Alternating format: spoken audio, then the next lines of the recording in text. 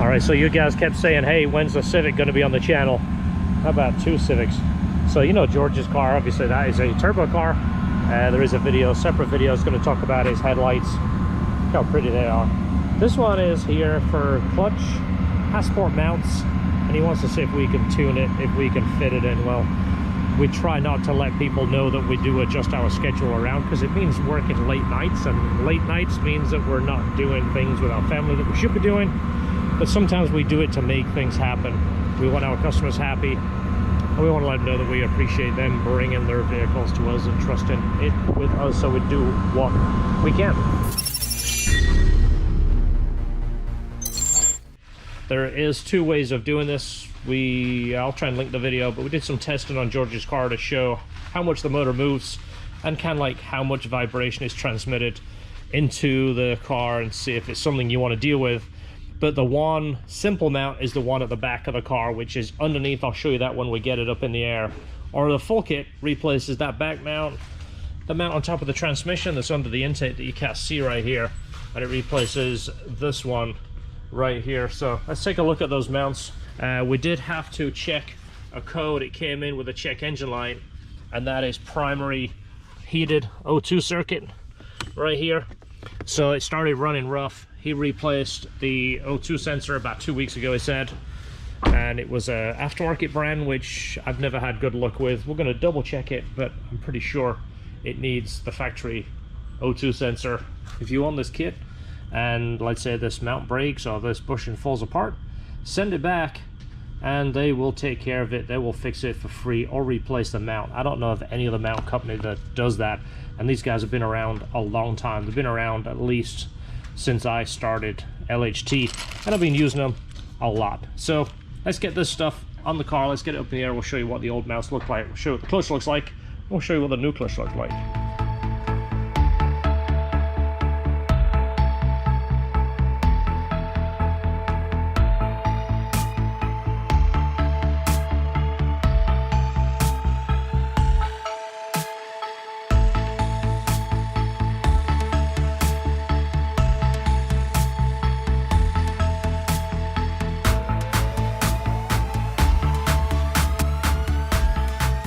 So something I wanted to show you on the FX300 and the rest of the clutches on that matter, this has a nice cut on it which helps the disc break in. On the flywheels they have just a smooth machined finish. So one of the things that we like to do is to have this cut, and it puts kind of like a cross hatch on it, because this over here is very smooth. So by putting a bit more of a finish on it, it helps that clutch break in much faster. This is a pretty hard material and it does take quite a bit to break in, so I'll show you that real quick. Let's go ahead and get this thing done and we'll show you what it looks like. But that finish is the finish that comes on it right from Clutch Masters. You see that lower mount?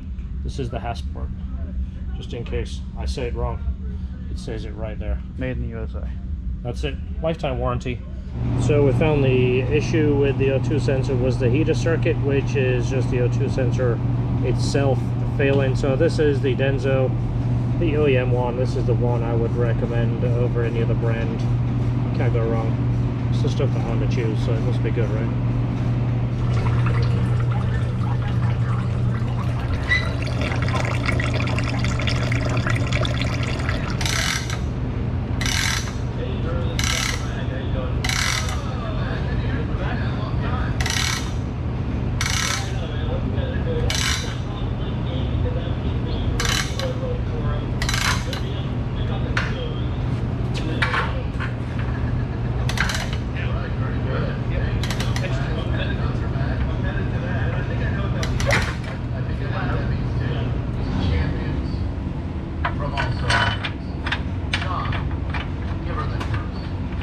Alright, so new clutch is in, engine oil is done, transmission fluid is changed. So we'll double check the play on the clutch, see if it needs adjustment, and then we'll do an initial break-in. It has the new O2 sensor in there too. So I think what we will do is put the ignition on, and then I will reset the code. Now we know that's what it was. So let's go through here first and erase codes, yes, and command send. Let's run it, check the code. So the clutch feels pretty good.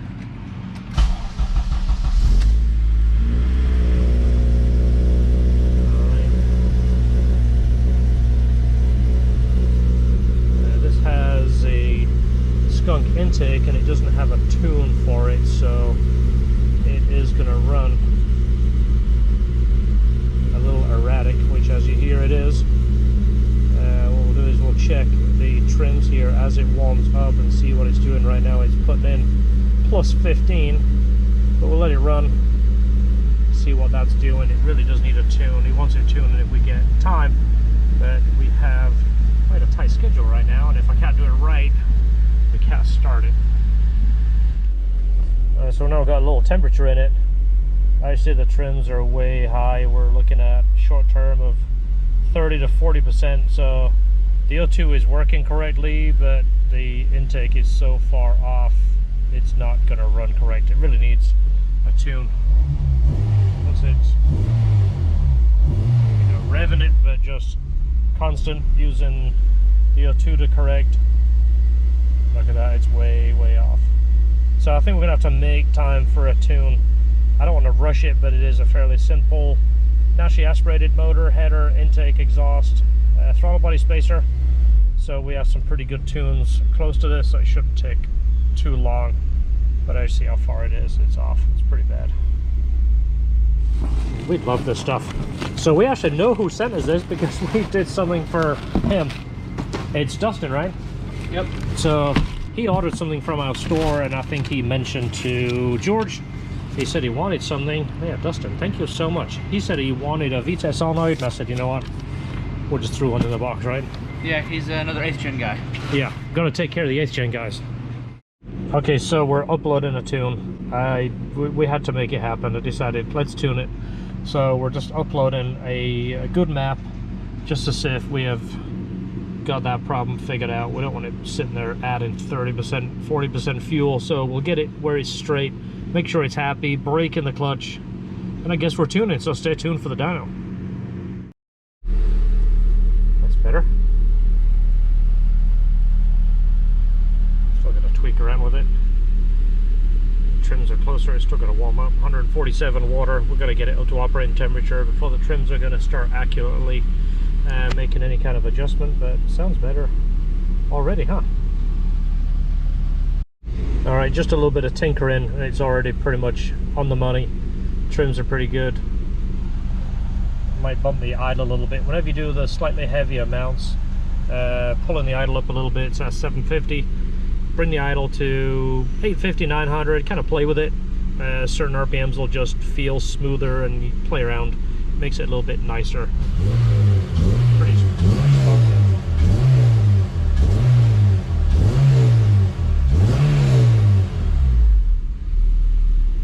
Let's see what the trims are doing.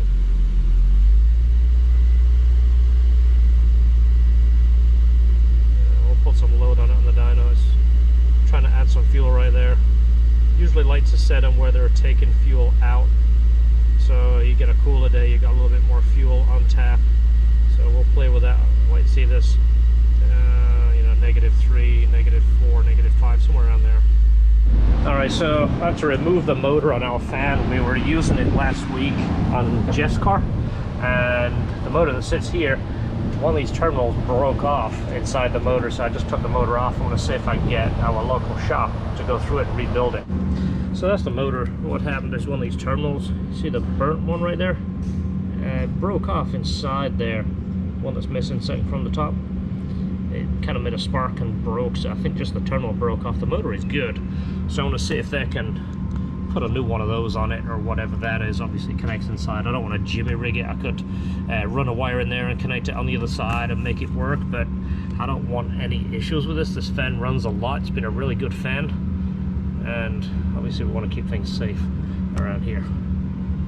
We have a unique way of breaking in the clutch. Obviously, we can't drive a customer's car 500 miles on the street, so we simulate using the clutch on the dyno. There's a whole lot less load on these rollers, but by operating the clutch a lot, by keeping the temperature down too, we can simulate enough braking miles to do some light throttle pulls and then some full throttle pulls. And again, this is less load than the street, so it's not putting as much stress on that clutch as it would be, obviously, a car full of gas and people going up the road with wind resistance. This is obviously better on the car as well.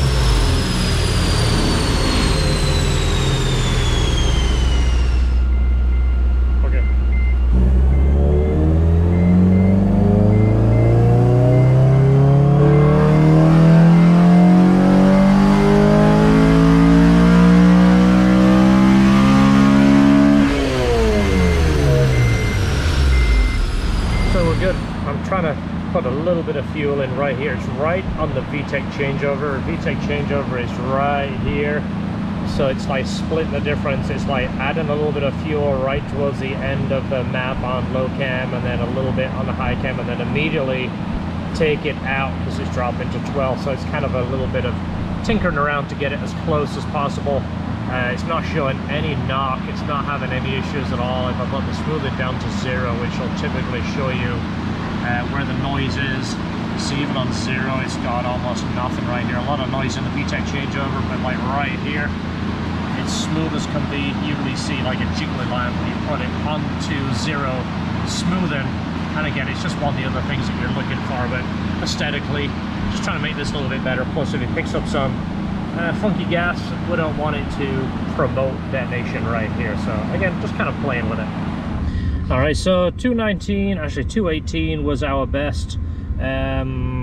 Everything looks straight now. Just drove the car, it feels good. The clutch does have to be broken in. I can't stress that enough. We do a break-in mile braking on the clutch, and it's basically on the dyno, which doesn't have as much load as it does on the car.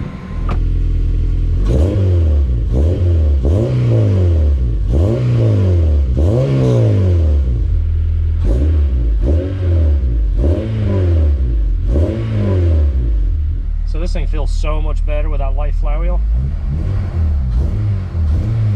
It's super responsive. Just barely touching the gas.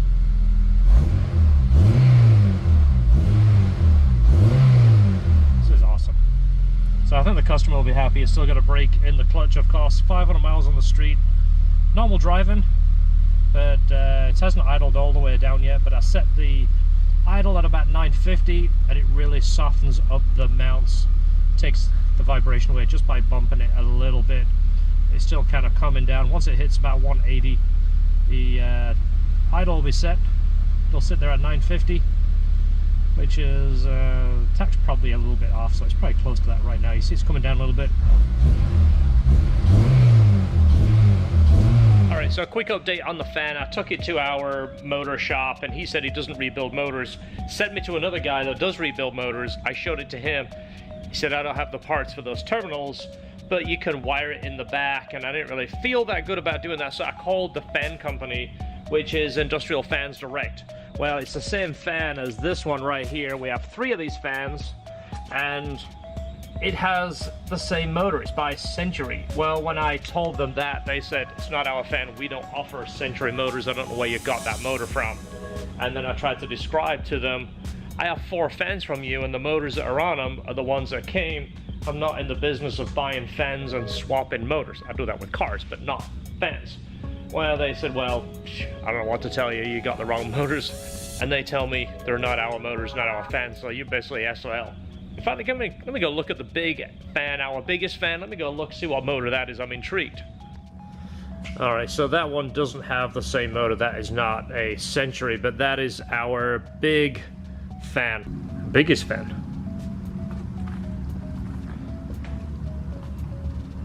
This car will be up on an upcoming video. I want to show you this. It's a turbo car, and the customer kind of gave us a little bit free rein and said, you know, do whatever you want to do. This is my things that I want. Anything else you can do. I'm an S2000 fan, but the AP1 wheels, in my opinion, just really date the car. It makes them look kind of dingy. They're all mismatched tires. It's got 205s on the back. Some of the front have 215s. It's all mismatched. Somebody swapped tires. You see the difference on the tire there. The tire is stretched. But these just look kind of goofy. Well, we managed to find some AP2 wheels. Acquired those, took them down to AB. We're getting them to refinish them. We're going to put brand new tires on them, finish this build. Stay tuned for this. I think you'll like it. It's going to be a really nice transformation. So I'm not a professional by any means, but the pictures in the store, I don't know if you noticed, they all look a little bit better than they used to. Well, I did buy this box for doing photos so I could actually adjust the light and get it nice and sharp. So this is our little box that I use to take better pictures. Hopefully you notice that and you like some of the stuff we are doing. Thanks so much for all your orders. We are doing really well in the store. We got more stuff going out. We're nowhere near where I can hire someone to run the store, but we're definitely heading in the right direction. That is one of our plans, is to expand to a point I can create a position for a person just to do receiving and shipping and that kind of thing, and obviously steadily grow, but keep it passion based. I'm not looking at building a factory. And it was Valentine's Day the other day, and look at this, Esther has a orchid to come into one of her secret admirers. But thanks for watching, see you on the next video. Don't forget, enjoy your cars and hit the subscribe. Let us know you like our content, and we'll see you on the next video.